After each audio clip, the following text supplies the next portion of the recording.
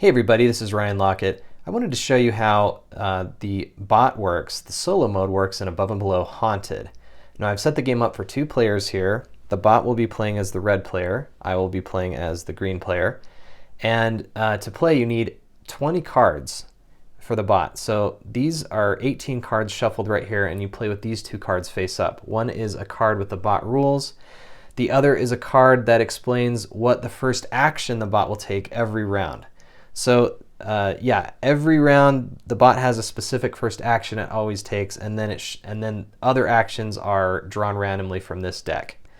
So let's just start. Let's say I go first. So I'm going to use this guy to build. I'll build this for 5 coins. Put it in my tableau. Now the bot does not have coins. Anytime the bot needs to pay for something, they just get it for free. So the first action the bot takes is, let's check on round 1, train the cheapest villager. So they train this guy right here. Put it right here, and they get a ghost. The bot still gets ghosts, but the player decides where they go. So we'll just put that ghost on that building right there. And then it's back to me. So I will use, let's see. I'm going to use this guy to train as well. I'm going to train this character, and it costs 3, so I'll pay the last of my coins for that. And I also get a ghost because I took the haunted shortcut way. That's what that sign means right there. So if you take one of these ghosts on the left side of the board, you'll get a ghost when you get a new villager. Okay, back to the bot. The first action's done, so this is second action. Let's read this. Oh, I forgot to mention, at the top of every one of these cards, it tells you how many villagers that the bot needs to use. It actually doesn't matter which villager they use. They just have to use that many villagers, and I forgot to do that for the first action. So now we're on this action. It says, if you have built this round, discard and draw again. We haven't built, so we follow the instructions. It costs 1 villager. And it says if you have an empty cave, build the most expensive outpost. That's the underground buildings. If you have no empty caves, build the most expensive building. Okay, let's check these buildings here. That doesn't count the star and the key buildings. It just counts these buildings. So we're going to take this guy, costs 9, and we put a nut there. Okay. Oh, and the bot gets a boat. Now the bot collects, oh, I forgot. The bot only starts with one of these. The bot collects boats and Mystic Brew tokens, but they don't actually use them. But they are important because they might give the bot victory points at the end of the game, depending on the cards that they have. Okay, so we finished building and put this right here. And then back to me. I only have 1 guy left. I'm going to use him to labor. So there's not much else for him to do, so he just gets 1 coin. There's no goods to harvest, so that's it for me. Back to the bot. Let's draw a card, and it says 2 villagers. Now, we only have 1 villager left, but even though we only have 1, you just pay as many as you can and still do the action. So it says if you have explored this round, discard and draw again. We have not explored, so let's do this. Explore a basic cave. There's 2 types of cave cards, the dangerous caves and the basic caves. So we take a basic cave, and it says gain the rewards from the choice with the lowest explore number that's at least 1. Do not gain the bonus, and if you reach choices in these stories with no explore numbers, you just make a choice.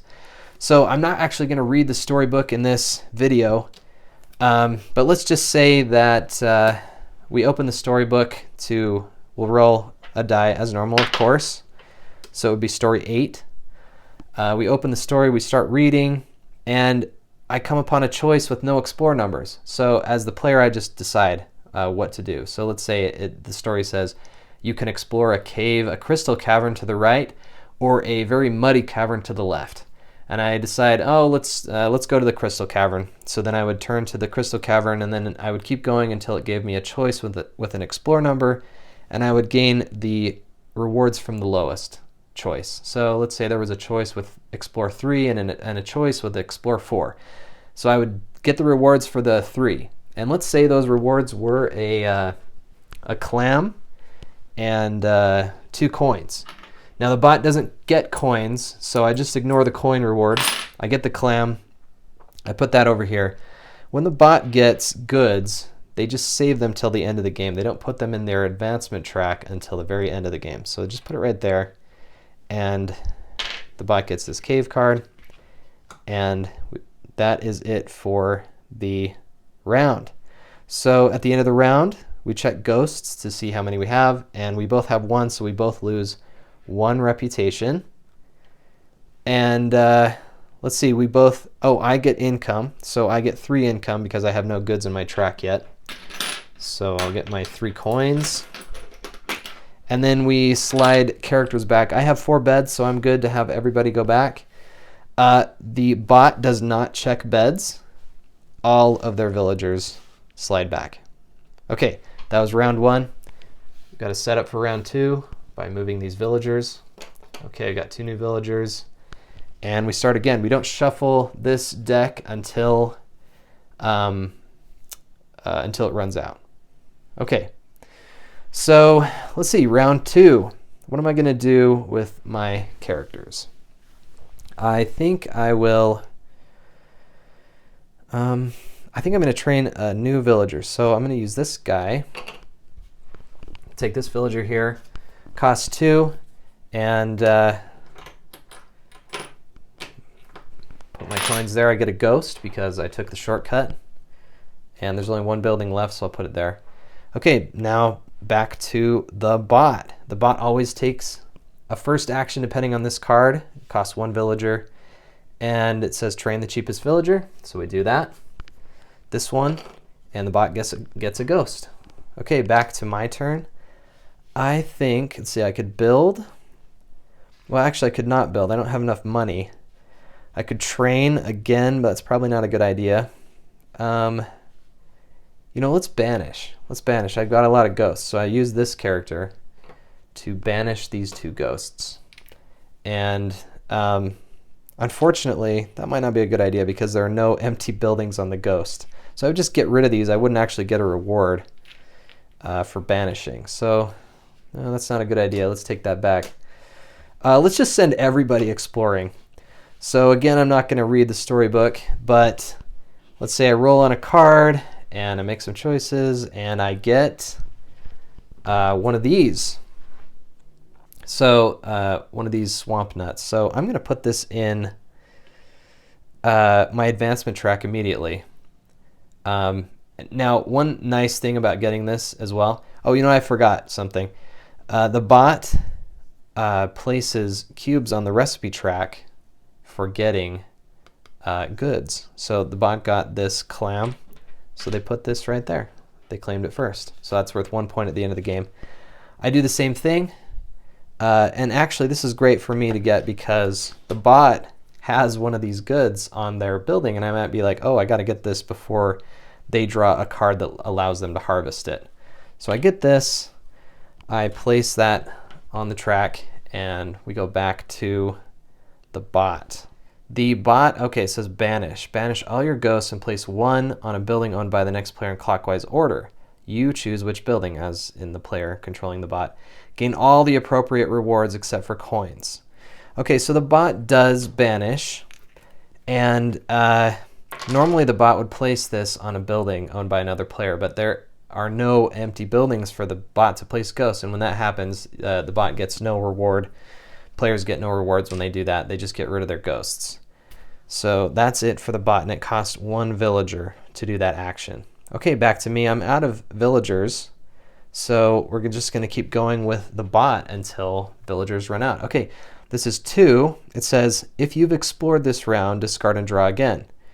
We have not yet explored, so we're going to explore basic cave. It costs 3 villagers. We only have 2 left, but that's okay. You just spend the 2. Put this here and explore a cave. Let's say the bot goes through a cave and roll and gains the, let's see, it's the choice with the highest explore number this time. So we'll say that the choice with the highest explore number gave a tea leaf reward and a couple of coins, but the bot does not get coins. Okay, the bot got the tea leaf, so they put that there. They claim the tea leaf in the track, and that's it for the round. So we look at ghosts. I've got 2. Unfortunately, the bot has none, so I lose 2 reputation. And let's see, I get my income. Let's say I put this there, so I get 4 income this time. And the bot gets no income. We just gotta slide these guys down to have some new villagers. And the bot rests everyone. I do not have enough beds, so I have to choose somebody to not rest. Actually, I have a cider token, so I'm going to spend that and get everybody ready to go for the next round. Okay, so that gives you a basic idea of how the bot works. Let's go through a couple other things really quickly. So on this card, when you get to later rounds, like round 4, you would draw a random card as their first action. But round 5 through 6, you roll a die. If 1 to 3, the bot trains the cheapest villager. But if 4 or higher, the bot builds the most expensive outpost, one of these underground buildings. And then in round 7, the bot gains the star building worth the most VP for the bot. So you would go through each star building available and just pick the one that gave the bot the most VP. Let's say the bot had just a ton of Mystic Brew tokens. I think I called that cider before. Mystic Brew. So let's say the bot had a ton of these and this was worth the most points. You would just gain this for the bot on the last round. Or let's say the bot actually had a whole bunch of ghosts. They would gain this one. Okay. And then some of these cards, they're quite, there's a lot of interesting actions. So this one actually costs 0 villagers, but it makes you remove the most expensive villager from the board and gives you reputation if you have lower reputation. Now the design goals for this bot, I want it to be easy to use. I don't want you to have to read a huge rule sheet or a bunch of listed heuristic rules that you have to follow to make sure the bot does everything right. I want it to be fairly seamless where you just have to draw a card, follow the instructions every turn. But I also want the bot to feel like it's another player that kind of getting in your way, taking things, there's some, the bot's taking slots on this board, the bot's taking villagers from you, and taking maybe sometimes building buildings that you had in mind. I want it to simulate the feeling like another player's there with you, and the bot has its own score at the end of the game.